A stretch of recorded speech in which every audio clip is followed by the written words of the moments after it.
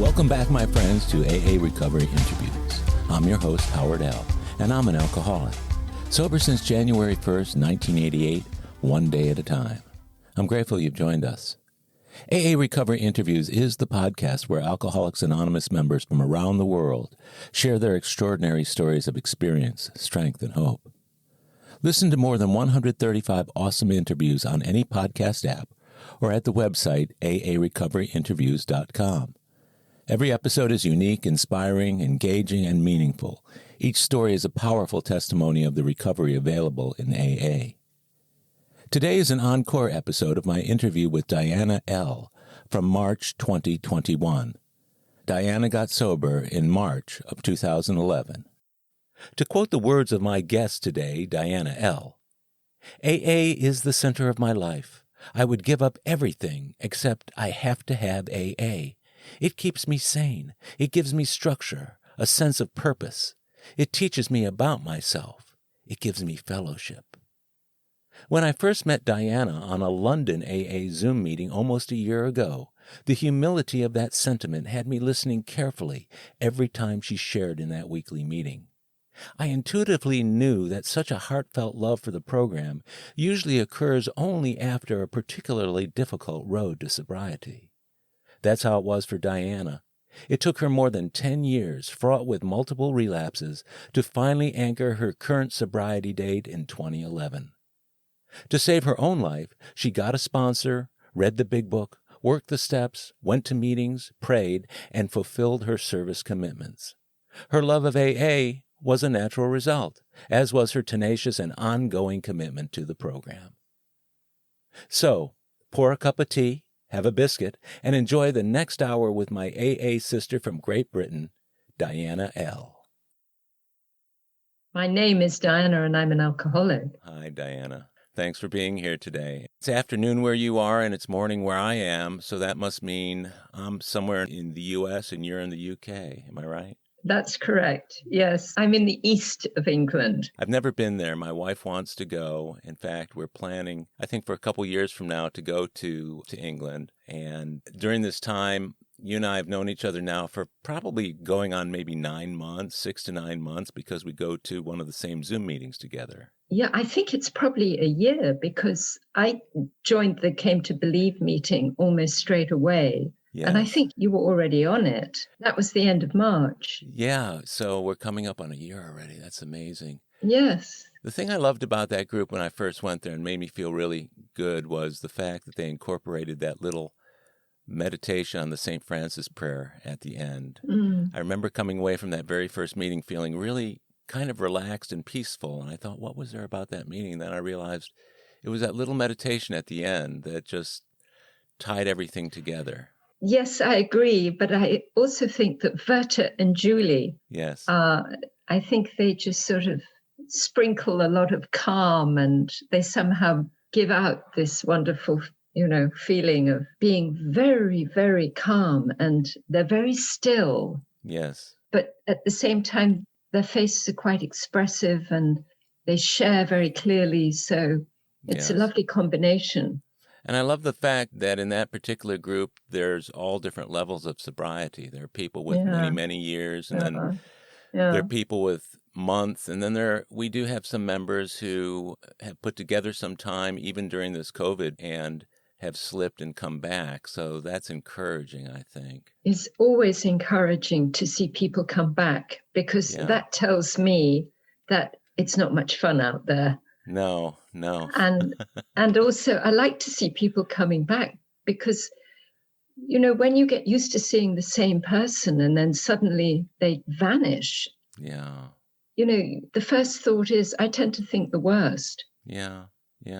So coming back, they're obviously not, dead in a ditch somewhere or in a hospital or worse. I kind of agree with you on that. Whenever I stop seeing somebody for a while, sometimes it's because they're just going to another meeting at the same time, and I'm always grateful for that. It's unfortunate whenever I hear about somebody slipping and coming back, but I'm always glad when they do. Certainly being able to go to a meeting with the same people over and over is important. How long have you been sober? What's your sobriety date? Well, actually, Howard, God willing, tomorrow will be 10 years. Oh my gosh, tomorrow. Oh, Yes. goodness. Oh, 10 years. Congratulations on that. Thank you. Thank you. I sometimes wonder, how did I get to 10 years? But of course, I know how I got to 10 years. Through all of you, through everyone in the rooms. My goodness. So on March 5th of 2011, what was going on that made you come into program at that, or stop drinking on that date? I relapsed on that day. Relapsed from how long? Just for 36 hours. Oh my. Yes. I actually came into the rooms in September 2000. What was going on to make me relapse nearly 10 years ago? I remember it was bitterly cold, and I'd agreed to go and visit a friend for lunch, and she lives in the countryside. And I didn't want to go because she wasn't in AA, but she was a very good friend, a former drinking partner. I see. And I was very anxious about meeting her in her own home. I felt my sobriety was quite vulnerable. But instead of phoning my sponsor, asking for help, I just went, and I met her in her home for lunch with her husband. And that's how it happened. And something else was going on that day. I was not feeling at all well. I hadn't gone to the doctor. I should have gone to the doctor. I've been feeling unwell for months. So there was a lot of people pleasing going on, a lot of my isms going on, worrying about what people would think of me, worrying about turning down an invitation at the last minute, worrying about going to see, a doctor, which always made me feel ill at ease anyway. Yeah. And I look back and I think that's such alcoholic behavior.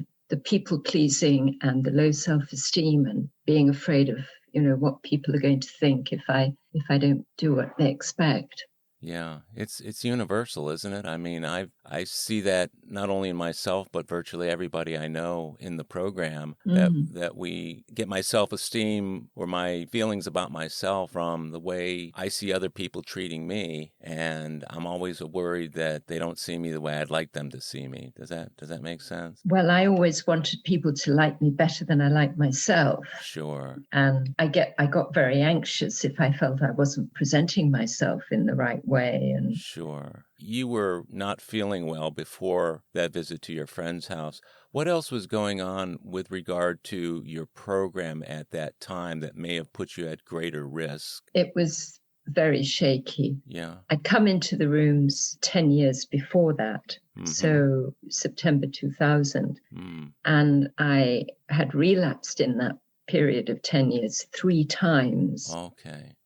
And I'd had a sponsor, but she sort of disappeared. And then I never got another one.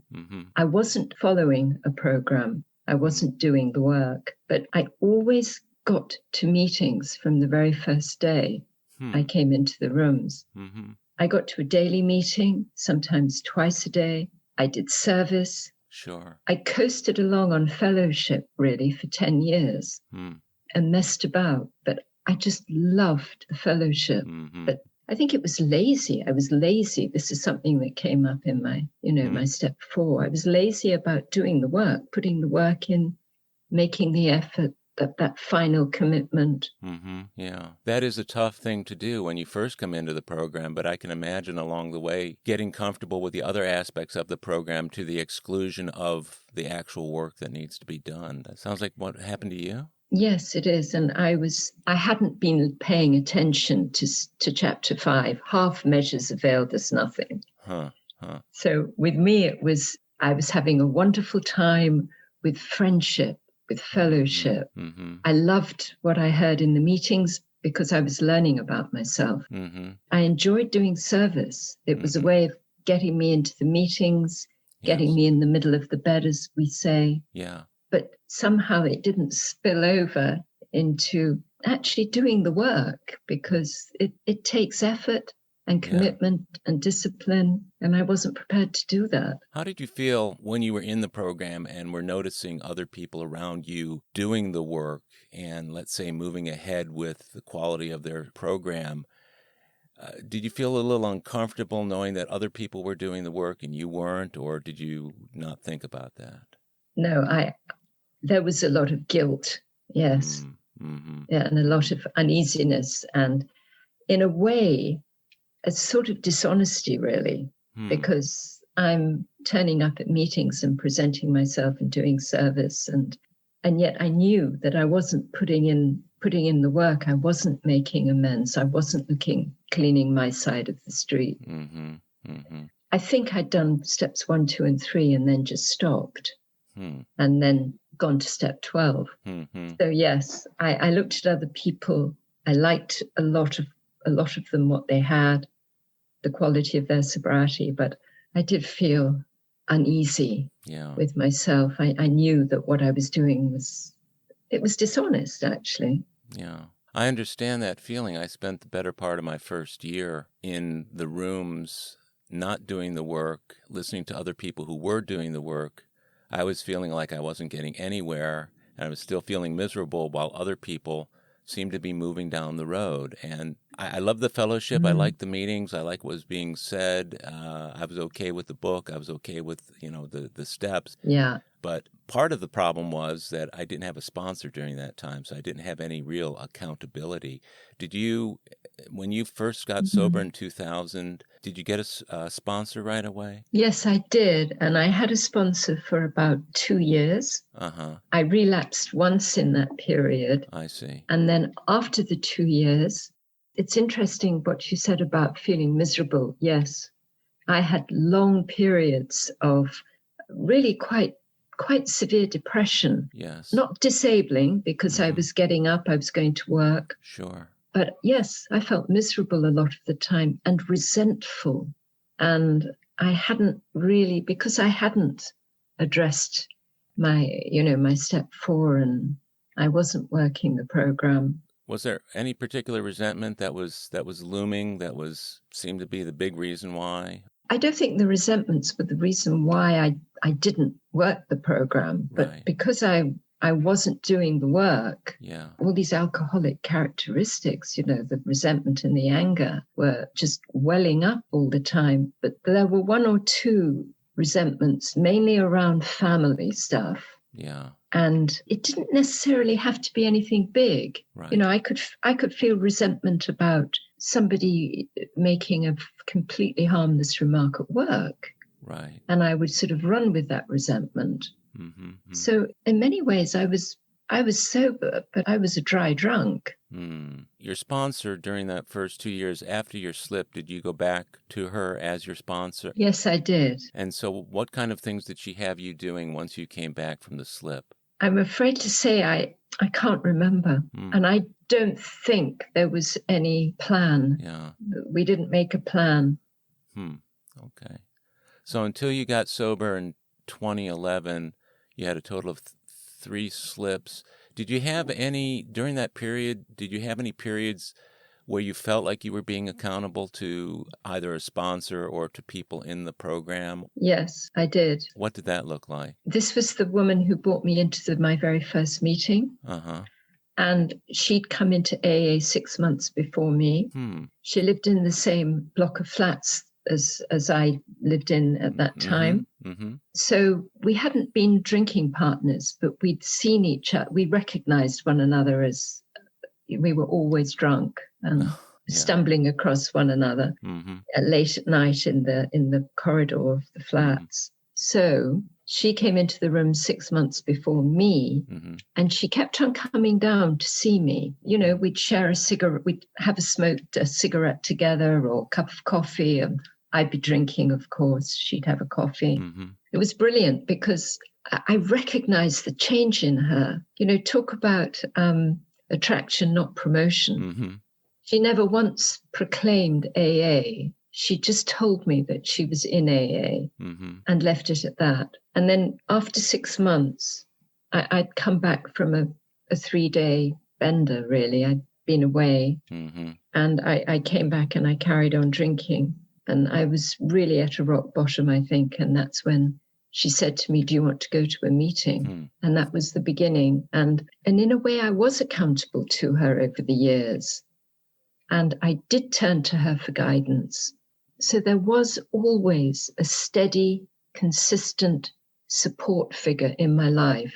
Mm-hmm. I've had sponsees over my years of sobriety that I was close to, and whenever they had things going on, I would take a look at their program with them and look at the steps. And if the person was having a lot of difficulties and so forth, and they'd never done a fourth step or were hesitating to do a fourth step, I would say, have you worked on your fourth step, or have you worked the steps on this particular problem? And always tried to tie it back into where they were in the working of their program relative to the problem that they were having. And I was never really too heavy or strict with them about, trying to force them into doing the work, but suggesting to them that they do the work.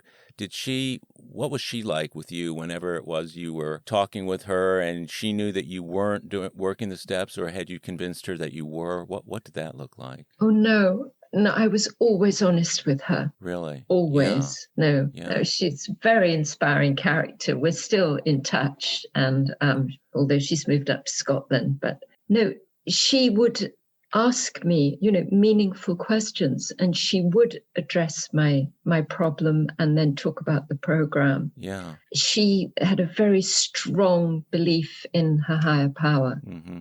And she always would, tell me, you've got to look for guidance. And she would encourage me to pray on it and ask for help from the higher power. But she would also look at, the steps with me, but not in a very structured way. And I never asked her formally to be my sponsor. She, at that time, had a sponsor who, was really sort of 24/7. And I used to piggyback off my friend's sponsor sometimes. So, when my friend said, you've got to do a gratitude list or an unmanageability list, or she would tell me what her sponsor had told her, I would copy. But it was all a bit, my head at the time, I wasn't willing. I didn't have the willingness to follow a more structured, daily, consistent program. So it sounds like she was suggesting to you things that you could do, especially with regard to finding some kind of connection with a higher power. What did you find you were most resistant to in what she was asking you to do? I took on board everything she did. She advised me to do. But because we weren't working together one step at a time, right? There was no structure to it. So, for example, when I relapsed, I rang. She was the very first person I told, and she said, get to a meeting. I can't remember what else she said. So you see, I didn't resist her advice. It's just that her advice, while she was doing her program with her sponsor, I wasn't using my sponsor very well. And I was not formally in a sponsor-sponsee relationship with this friend. Yeah, I'm curious about that, actually. I was going to ask you about, do you think the fact that she never formally became your sponsor, or you couldn't refer to her either in talking to other people or admitting it to yourself that she was your sponsor, and therefore what a sponsor tells a sponsee to do, they should do? Do you think the nature of your relationship made it more difficult than it would have been had you declared her your sponsor? Yes, I do. And because we'd known each other before she came into the rooms and I came into the rooms, the friendship had a different dimension, if you like. So yes. I think if I had never known her when I came into the rooms, and if I had said, please sponsor me, then yes, it would certainly have made things better for me. Yeah. Asking someone to sponsor us is a real statement of humility, and it's an act of admitting something that is akin to, I need help. Will you help me? Yeah. That was always the most difficult thing for me to say. Did you have difficulties with that as well? No, I think you've actually hit the nail on the head there, Howard. I think I had huge difficulties asking for help. Yes. Yes. I think self-reliance was my, the way I'd always gone through life since I was very young. So yeah, I think you've got it in one there. Asking for help. yeah. Big problem. Yeah, that is a big problem. And I think that a lot of that grows out of the things that we learn when we're small and in our families of origin. That I know in my case with my parents, the way they parented me had me feeling as a very young kid that I will never ask anybody for help because I didn't. What I saw in my family of origin was asking for help was a sign of weakness. It was a sign of a fractured relationship, whatever. And did you feel like some of those things came out of your childhood, or? I had a great childhood. My father was an alcoholic, so there was a lot of tension in the family, a lot of drama, a lot of us always on, like a cat on a hot tin roof, or always on tenterhooks, because because our the alcoholic's behavior is so unpredictable, as we know. Oh yeah. But he was away quite a lot with his job. But I grew up abroad. So all of us, when we were very small children, went to boarding school in England. So in those days, you would just put on a plane and somebody met you at the other end and put you on a train and you got to your boarding school, and that was that. And I think that probably makes one quite self-reliant. Yeah. But then in the holidays, I could go home to some nice sunny places. Yeah, I can imagine. So who do you, when you're in that environment in a boarding school, did you do that throughout your school years? Was boarding school? Yes. Well, my brothers did it from the age of 7 and I was 10. So I was a lot older. So who did you turn to in those years of going to boarding school when people who were living at home with their parents would go to their parents or to other relatives or brothers and sisters?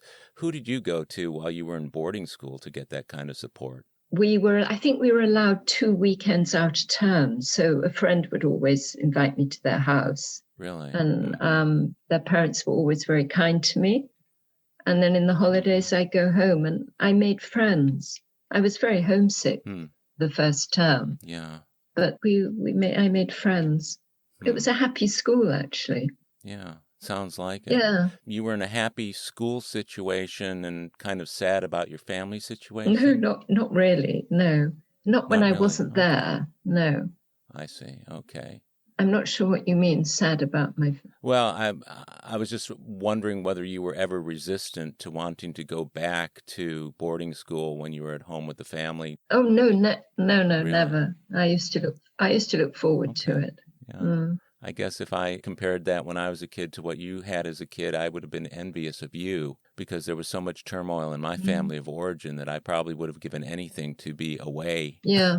And be home for a couple weeks a term as opposed to having to live at home 24/7 and with the kind of family I had.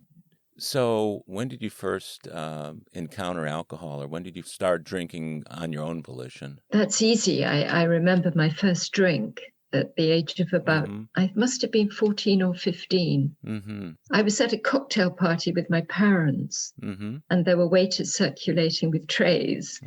So, and there was an open bar in the corner of the room. Oh, no. So I don't remember drinking before. I just remember having that drink, and it was just nectar. It was magical. It was... And of course, I could drink as much as I liked. And when I was that age, I didn't really, I woke up the next morning and I didn't have a hangover. I felt great.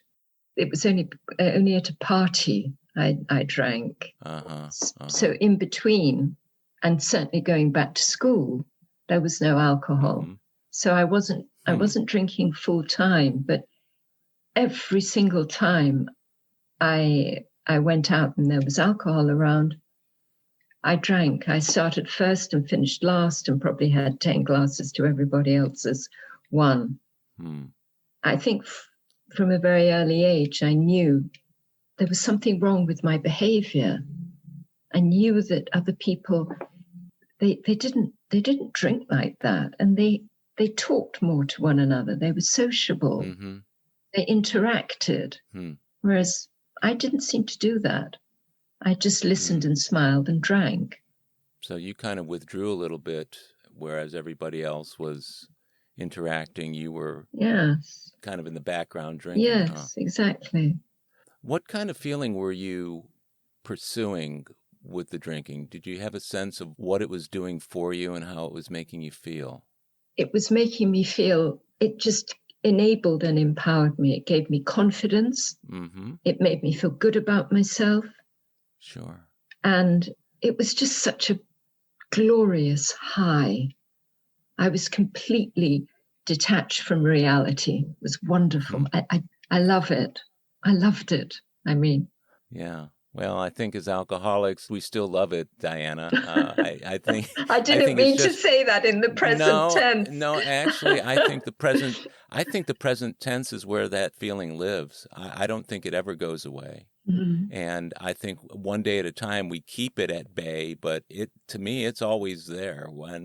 Whenever anybody says I'm one drink away, well, you really are just one drink away. It's that euphoric recall that I have to be careful of, because my mind will let me forget all the bad times, and the alcoholism will have me remembering all the good times when I drank, and that's dangerous. That's dangerous thinking for me.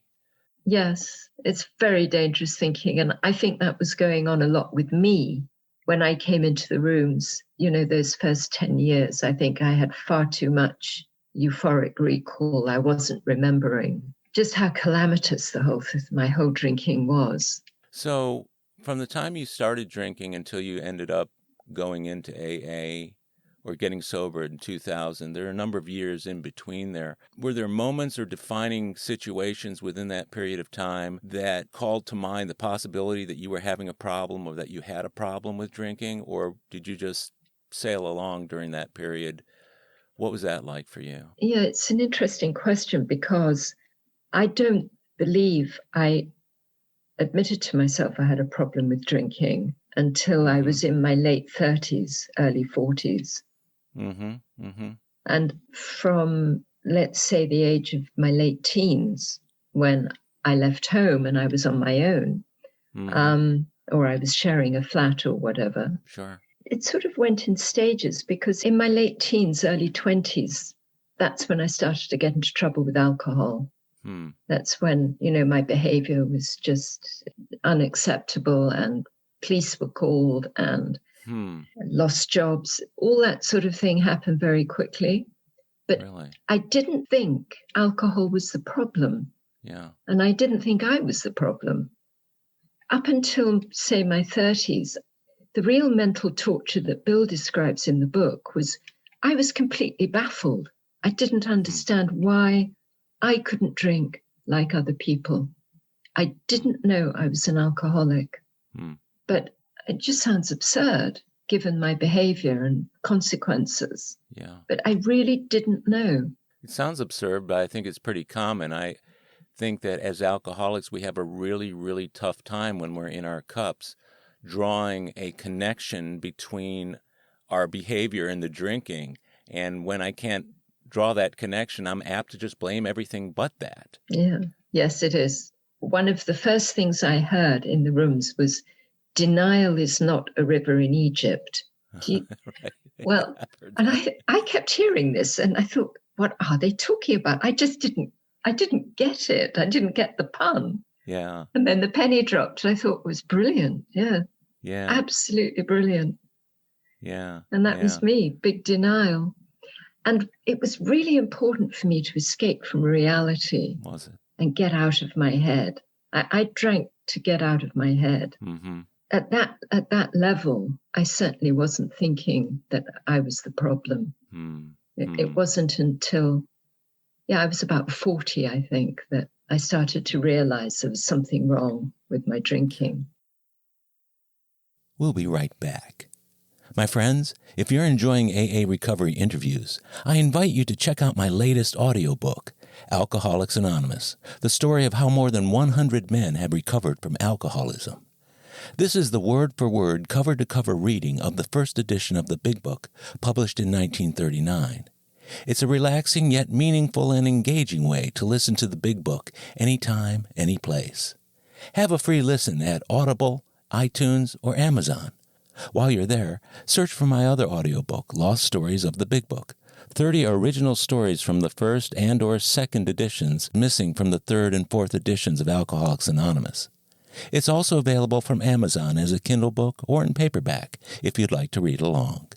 You're going to love it. And we're back.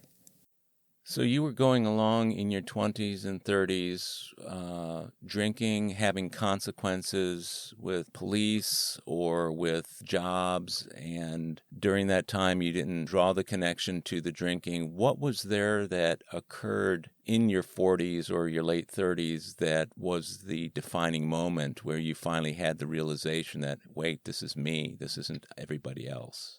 I think it was a series of, it wasn't one particular incident. It was in my 40s, I'd settled into this routine of drinking at night, and every single day was the same. And I tried so hard to control it. And that, I think, was the defining moment when I realized that there was something wrong. I mean, it carried on for 5 years like that. Did it? Wow. Day after day after day, trying to understand what was the matter with me. Were you taking that need to understand to other people around you or to family members or to friends to try and gain an understanding why? No, I never wanted to ask for help. So you went to try and figure it all out on your own then, huh? Well, yes, I couldn't. I always felt that I had to present myself as, smiley and, gung-ho and on top of everything and managing my life well and being brilliant, and which I wasn't. But this feeling I had to project this image that was not true, that wasn't me. That facade must have worked for you for a number of years if you kept it up that long, didn't it? I suppose in a way I kept it up all my life, but it just became far more acute when I, was late 30s, 40s. Yes, I suppose in a sense it did work for me, but it did a terrible sort of interior damage as my, alcoholism just developed, and all those alcoholic characteristics just got worse and worse and worse. The anger and the resentment and the isolation and I had a job all this time. I was always good at getting jobs, not necessarily very good at keeping them, but I could always suit up and show up and put on my lipstick. But I think we're good at that, aren't we? Well, it's one of our great liabilities, I think. Yes. That, and in my case, it was the same way. I could carry on being an alcoholic and drug addict and still perform at work. So I was one of those, I don't know, you call them high bottom or functional alcoholics. But, I had a man on the show the other day who said that one of the differences between people who get into AA at the end of using drugs versus people who get in there after being alcoholics with alcohol is that the drugs do a much quicker job of whipping your ass. It's very difficult to function in jobs and everything else when you're doing drugs, whereas you can function for a period of time drinking and get away with it. And so what I was wondering was, were there any people in your life, friends or family, that kind of stepped in or reached into your life at any point during those 5 years and said, Diana, we're concerned. Don't you think you need to get some help? Yeah, at the end. 18 months before I came into AA. Really? There was this, I didn't even know him very well. He lived close to a good friend of mine. And just by chance, he said, "Oh, come round to have a drink." It was one afternoon. Oh, that's right. I'd been to a wedding and I behaved like a complete... Anyway. And this man, all he said to me was, "You're a real prat when you drink." And that was the word he used, prat. Prat. And that was only the second time somebody had commented on my drinking, but it made a far bigger impact. My goodness. Where did you take that information then? Did you mull it over in your mind, or did it stick in your side like a thorn? What was there about that had such impact? Yeah, it lodged in my head. And I think it was because I didn't know this man very well. So, and I thought, well, this chap, he's seen me. He's seen something in me that I have suspected for a while, but haven't admitted to myself. So the jig is up at that point, isn't it? Yeah, the jig is up. Mm. Do you think if you had been confronted by more people along the way, you may have had that sense earlier, or was it just that was the point at which you were ready to hear it and let it continue to bug you until you got sober? Yeah, the latter, yes. I think at that point I was ready to hear it. I was about 43 or 44, a year before I came into the rooms. When I was 40, I'd been working with a colleague commented on my drinking, and I was absolutely furious. In fact, 2 people commented on my drinking. Really? Yes, and I was livid. So it wouldn't have made any difference if more and more people had commented on my drinking or pointed out there was something wrong. Yeah. Because I'd carried on for another few years after that. That's what it was like in the years before I got sober. Anytime anybody would mention to me that they thought I had a problem, especially my wife, we were newly married at the time, but whenever it was she mentioned that she felt like I had a problem, and she grew up with an alcoholic father who was in and out of AA for years, so if anybody was able to look at somebody and realize that maybe they had a problem, whenever she pointed it out to me, it made me livid, to use your term, and it was like being exposed. It was like suddenly the secret that I thought I was keeping from everybody was out in the open, and that really bothered me, and it wasn't until that really got under my skin that I was finally ready to maybe turn the corner. Yeah. So that happened 18 months before you got sober. Yeah. And so what were the days like leading up to your moment of truth? Or the moment when this woman came and took me to my first meeting. They were pretty monotonous, Really? Miserable, lonely, and pathetic. And that's how it had been. I'd been working overseas. I came home when I was about 40, 41. Every day was the same. I had a job. I'd come home after work. I'd swing by the off license. I never kept alcohol at home because I thought I could control my drinking if I didn't. So every day from then and up until Paul said to me, "You're a prat," which sounds such a harmless, almost immature thing to say, but it really made an impression. He said that, and then, my life just carried on as normal, drinking every night, getting absolutely, obsessed. If the bottle was just half empty, I would have to rush out and get some more. And I would just carry on until I either threw up or just collapsed, really. So did you have blackouts or were you able to function the next day after that? I always functioned. I just used to feel like hell on earth, but I don't believe I ever phoned in sick. I would somehow get out of bed, crawl to the bathroom, get my dress on, get my lipstick on, and get to work. I don't know how I did it, but we do, don't we? Yeah, nobody was the wiser for it, were they? I think there must have been people who, I look at people and don't you? There must have been people. Yeah, it's amazing how much we think we're hiding from everybody until later on they say, boy, we knew it all along. We were waiting for you. You're doing a beautiful job of just kind of stitching it all together, the whole story. So you've brought us back to what we were talking about in the beginning with you coming into the program in 2000 and then slipping, you said 3 times until 2011. Yes. Were those in the early part of that 10, 11-year period, or were they spaced out, the slips? It was spaced out. There was one after 7 months, another one after 3 years, and then the final one in March the 5th, 2011. Okay, so those 2 times. Let me ask you something with regard to those slips. Whenever those were happening to you, before you actually slipped and maybe were whatever the time was and the thinking was that was leading up to that slip, did you ever get the sense that it was all right to slip because you could come back to AA? Did that ever dawn on you at all?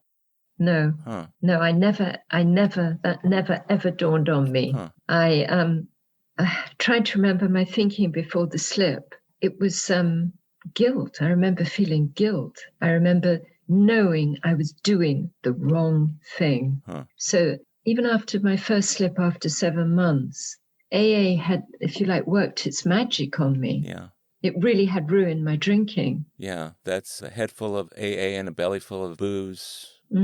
So after the 7-month slip, how long did it take you to get back in? Oh, I got back in the following day. I phoned my friend, this woman, my sort of non-official sponsor, or the woman who helped me. And she was just great. She was great. Do they do tokens or medallions there? They do. I keep one in my purse. Yeah. So you came back in after just a day or two back into AA.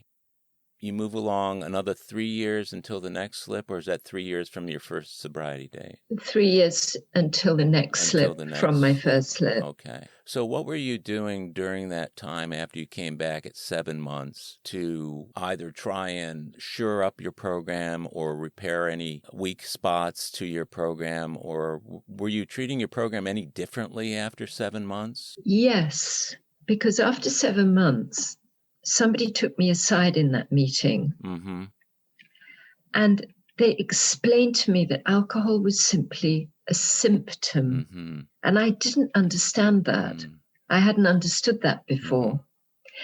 I've been going to a lot of meetings, and I heard one thing that for me was truly groundbreaking. And it was somebody in the rooms sharing that about fear and control. And, it was like somebody had turned a light on in my brain, because I completely understood. I identified with it. And I understood for the very, very first time at the age of 45 that, yes, this had been my problem.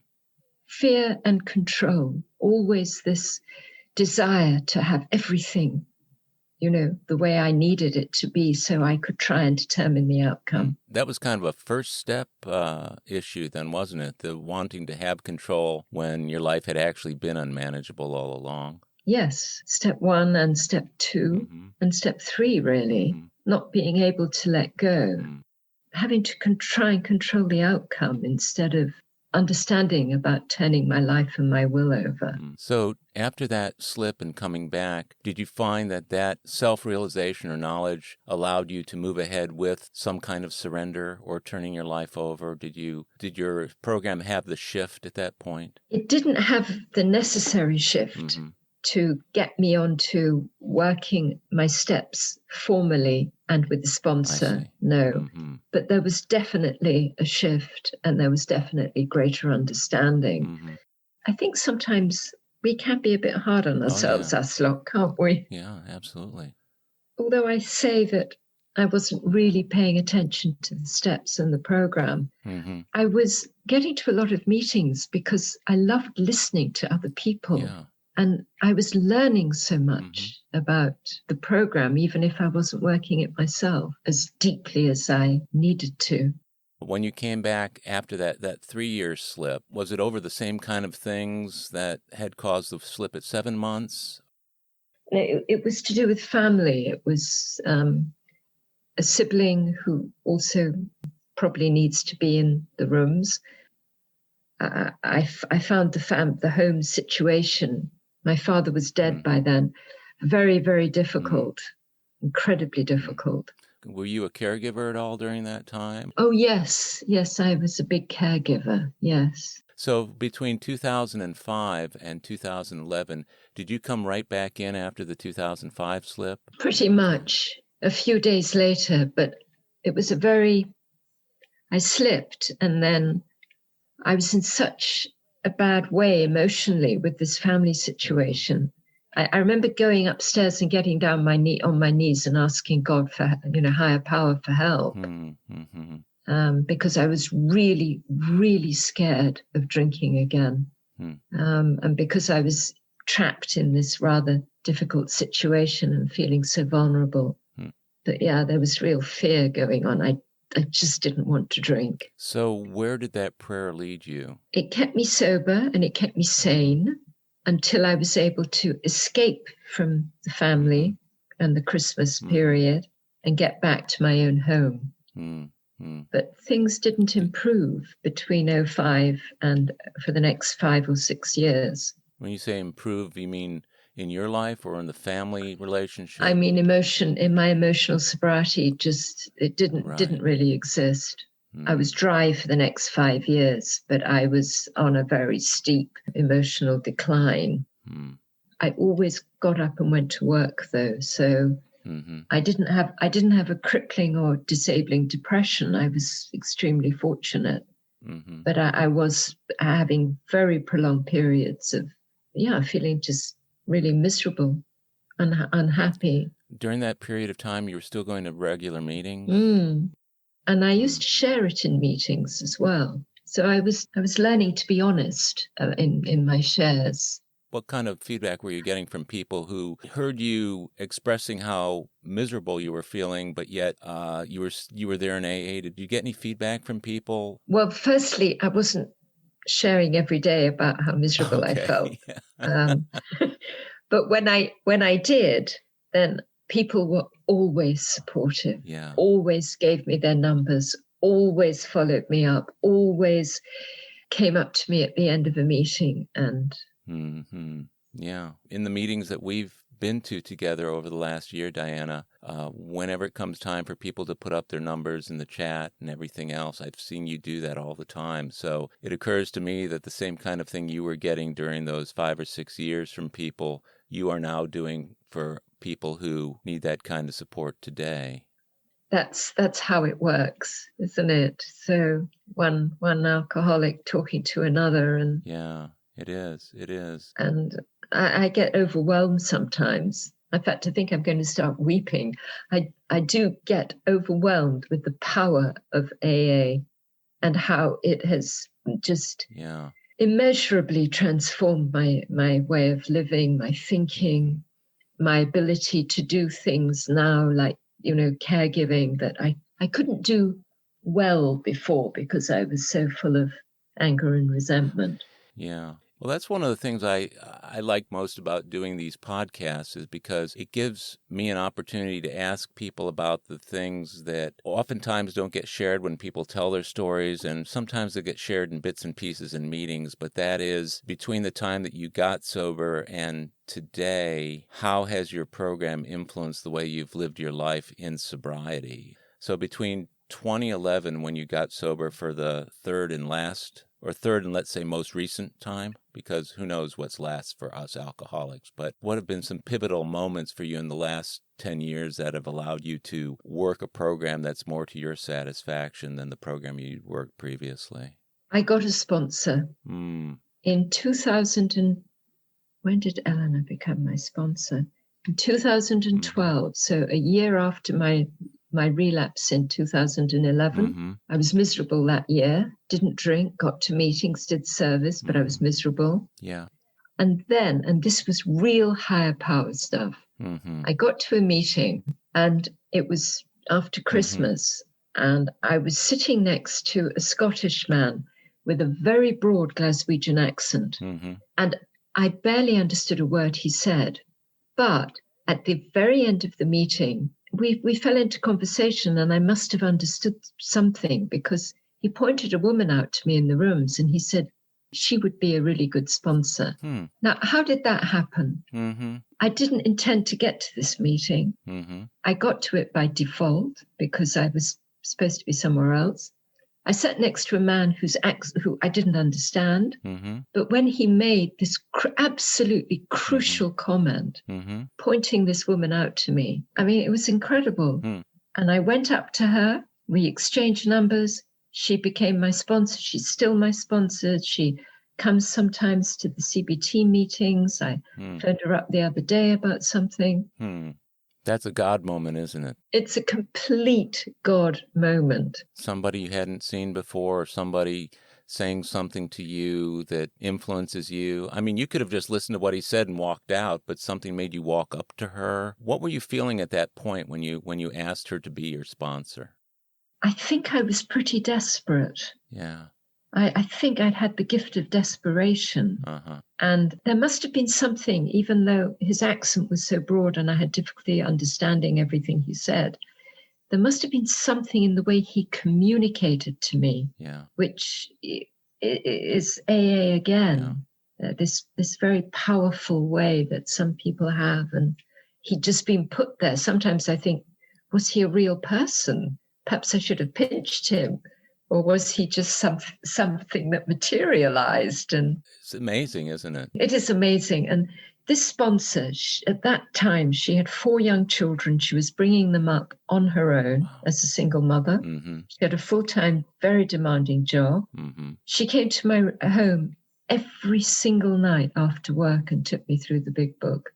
How wonderful is that? Yeah, every night. Wow. Gave up her time, gave up her mothering. Mm-hmm. Amazing. So did you finally get to work? She got you to work on your 4th step and your 5th step? She got me to work. Right. How long did it take you to work through the steps once you were actively sponsored by her? Did she have you work through them pretty quickly?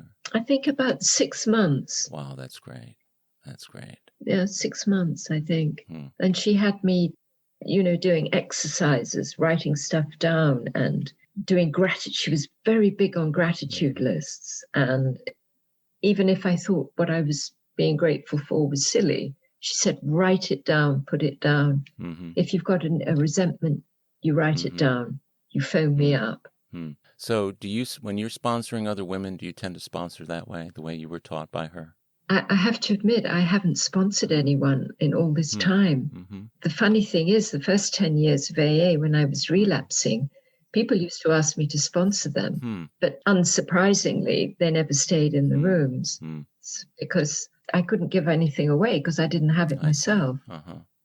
But you're available. You are available, aren't you? I am available, and I'm happy to talk to people. And if someone phones me and says, can you phone so-and-so like they've done, I'm very happy to talk to them. That's important. Availability, I think, is 99% of the game because people do service work in a lot of different ways, and being a sponsor is one of the ways to do that. But the availability and the willingness to be a sponsor, I think, is one of the biggest parts of it.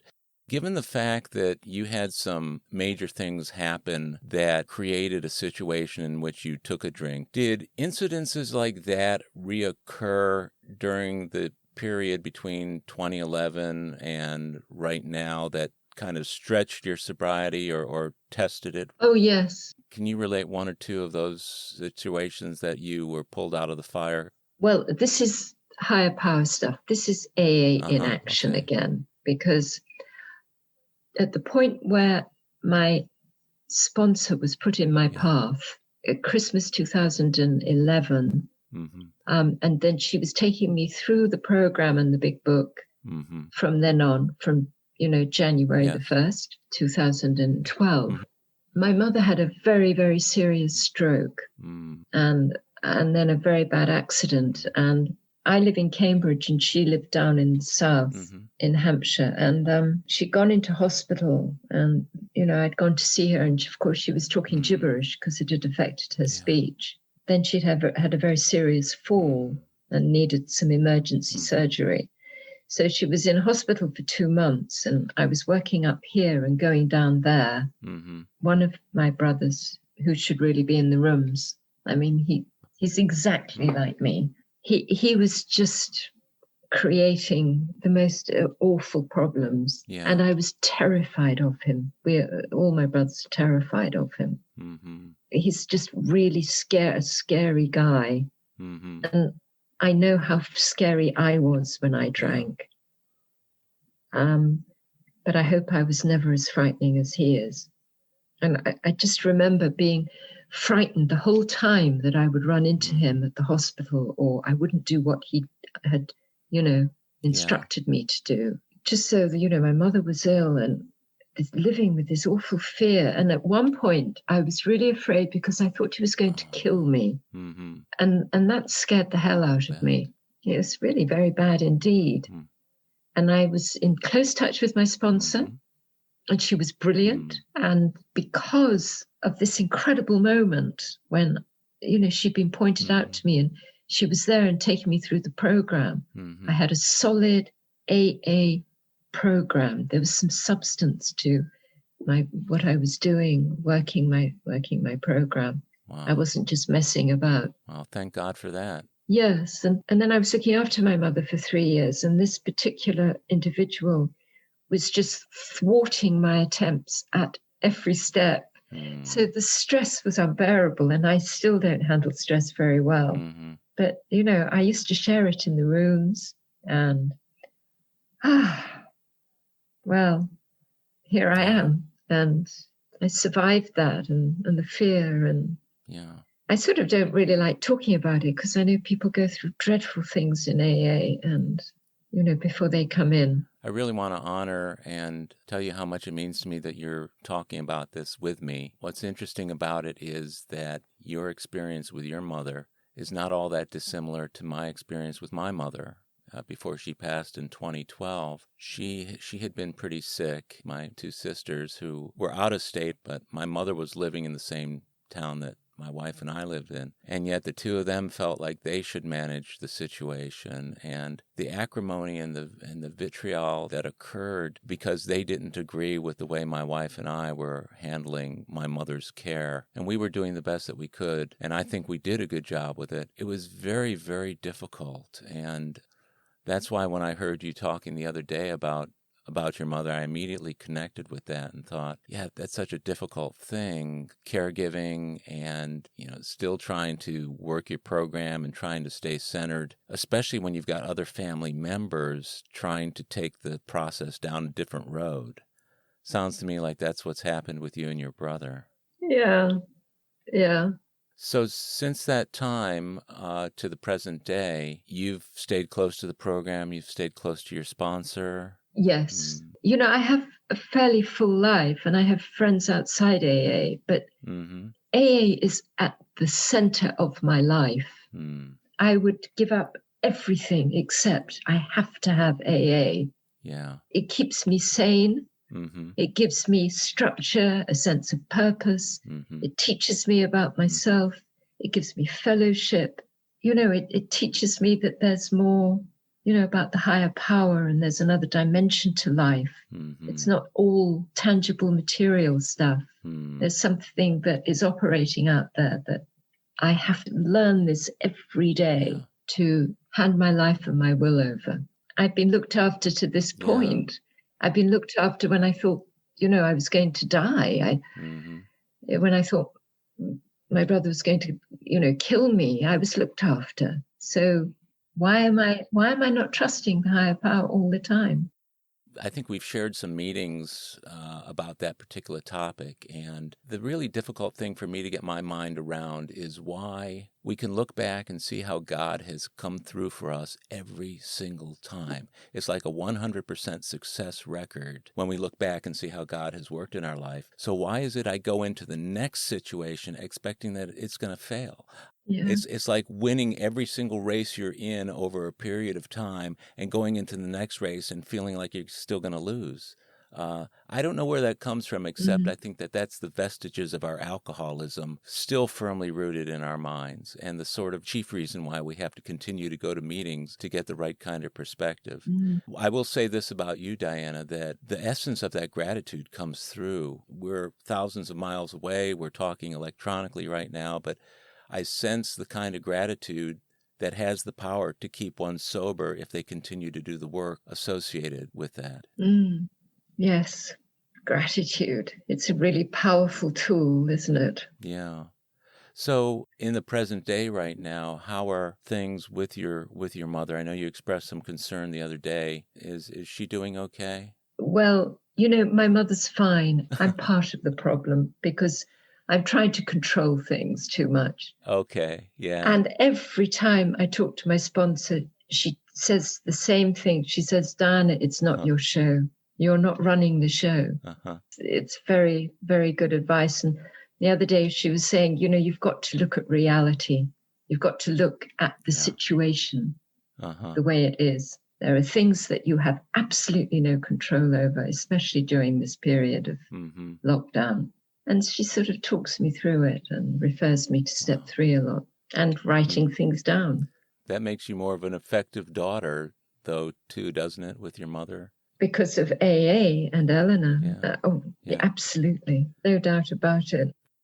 That is a really beautiful way to wrap things up here, Diana. The fact that you've got a sponsor who is guiding you in the same way my sponsor guides me. I mean, whenever I go to him and I say, well, this and that's not working out. And one of the illusions in AA is the illusion of having control back. So we're admitting that our lives are unmanageable and we're willing to turn it over to a power greater than ourselves to manage and control our lives for us. But yet somewhere along the way of that management and control comes the feeling that I'm back in charge. And I'll go to my sponsor and say to him, this and that's going on, and I don't know about it. And he says, well, have you turned it over? Have you prayed about it? Have you asked God what to do? And there are times at which I snap back, and I've found myself doing this at times over the years, saying, oh, that's too easy. That's too easy. It's too easy. It sounds almost like a cop-out to ask God what to do, but isn't that what's brought us the salvation we've needed all this time? Exactly. Well, you are really blessed to have a sponsor like that, as I am to have the kind of sponsor I have, and this has just been marvelous. I'm so happy that.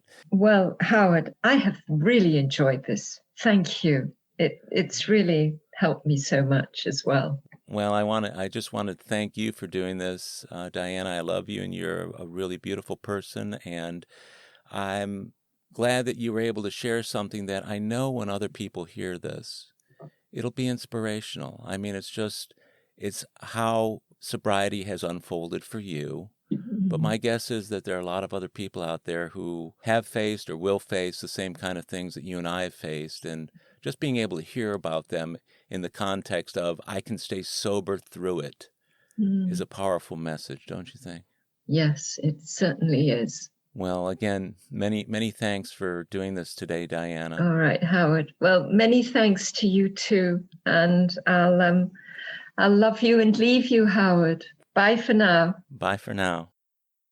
Well, my friends, that's a wrap for today's episode of AA Recovery Interviews. Thank you for tuning in. If you enjoyed AA Recovery Interviews, will you please tell others how to listen to it? It's another helping hand we can all extend to alcoholics everywhere. If you want to contact me directly with any comments, questions, or suggestions, simply email howard@aarecoveryinterviews.com. By the way, this podcast strictly adheres to AA's 12 traditions and all General Service Office guidelines for safeguarding anonymity online. AA Recovery Interviews and my guests do not speak for or represent AA at large. This podcast is simply my way of giving back to AA that which has been so freely given to me. The next new episode of AA Recovery Interviews is on the way, so keep coming back. It'll be here soon.